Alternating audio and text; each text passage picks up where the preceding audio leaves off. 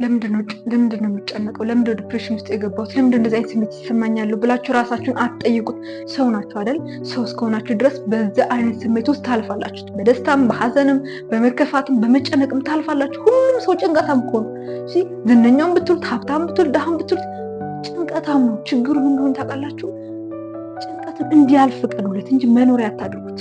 የምትፈልጉት ነገር ላይ ከሆነ እዛ ነገር ላይ ሙጥኝ ብላችሁ ያዙት። ግን ዲፕሬሽን ጭንቀት ውስጥ የሙጥኝ የምትሉ ምን ለማግኘት ነው? ትጨነቃላችሁ፣ ትደበራላችሁ አይደል? ዝም ብላችሁ ልቀቁት። ለምንድን ነው የምጨነቀው? ለምንድን ነው በዚህ አይነት ስሜት ውስጥ ያለው ብላችሁ ባሰባችሁ ቁጥር ያ ነገር ጊዜያችሁና ትኩረታችሁ እየሰጣችሁ ነው። ያንን ጊዜያችሁና ትኩረታችሁ በሰጣችሁ ቁጥር ደግሞ ያንን ስሜት እናንተ ይቆጣጠራችኋል። እንዲቆጣጠራችሁ እየፈቀዱላችሁ ያላችሁ እኮ እናንተ ናችሁ። ጊዜያችሁን እየሰጣችሁ ለምንድን ነው እያላችሁት እኮ ነው። ዝም ብላችሁ ልቀቁት። አትታገሉት። በውስጥ በመታገል የምታመጡት ነገር የለም። የምትፈልጉት ሀሳብ ለምትፈልጉት ስሜት ላይ ለምን ትኩረት አታድርጉ? ያ ነገር ይመጣል። ለምን መጣ ብላችሁ ራሳችሁ አትጠይቁት። ሰው እስከሆናችሁ ድረስ በዚህ ስሜት ውስጥ ማለፋችሁ ግድ ነው። ግን እናንተ ውስጥ እንዲቆይ አታድርጉት። መኖሪያ አታድርጉት። ልቀቁት ስሜቱ።